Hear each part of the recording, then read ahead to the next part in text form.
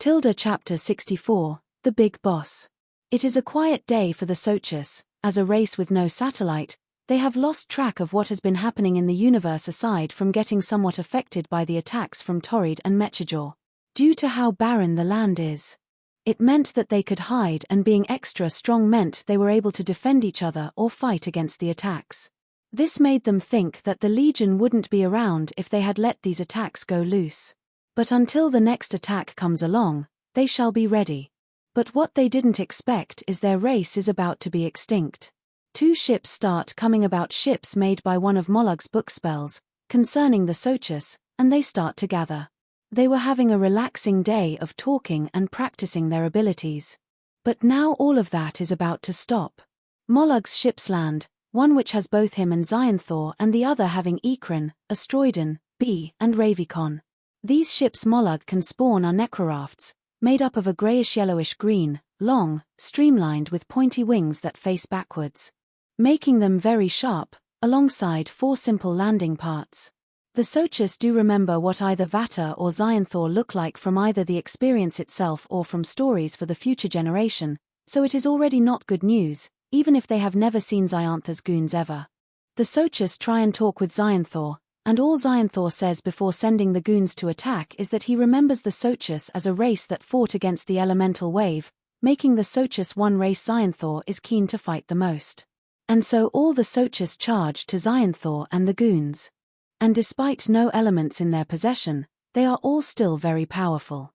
Ikran uses his cape to counter any of the Sochurae attacks while using his blades, which are strong enough to stab the Sochus. B mainly defends the others by using his slow-charging mace blasts to fire at the Sochus around, considering the Sochus are coming at them from all directions until Molug finds where the element is. So Molug discovers the underground vault, making them all head to the vault while staging in a circle. Astroidon uses his thick pickaxe to hit away multiple Sochus in one swing, alongside his gravitational abilities which zoom some of the Sochus away. Ravicon not only defends Molug during the element searching process, but he jumps from one Socha to the next, only able to injure or slow them down but still making them easier to take down.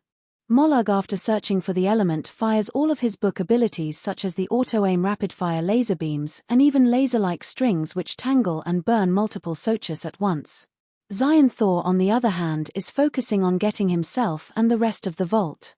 And the goons start to perform more teamworking techniques like Astroidon throwing Ravicon into another set of Sochus, Astroidon and Ikran using their weapons against the same Socha alongside Xyanthor keeping a Socha in place for Molug to fire at. And so, the vault starts to be pulled out of the ground thanks to Xyanthor's strength, which could rival Dian's easily.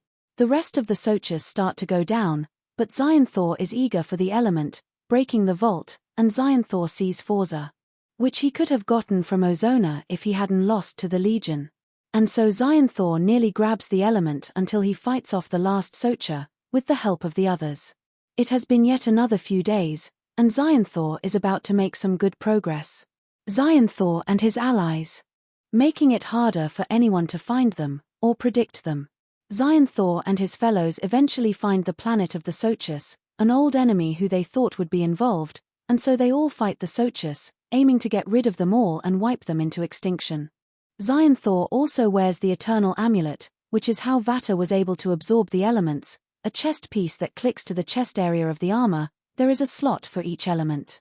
I can only be used as a race as powerful as Xyanthor without getting too much damage from the elements or without getting vaporized by the elements. The amulet is sensitive, however. It can shut off if significant force hits the amulet, making it go off for a short time, and the more that happens, the more the amulet will start to come off, wearing out the clicking feature between the amulet and the armor.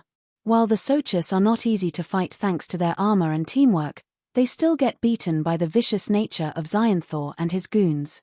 Eventually, they do find the vault placed within the ground, and thanks to another one of Molug's book spells, he can find out where element activity is at, and so Forza is discovered under the Sochus vault.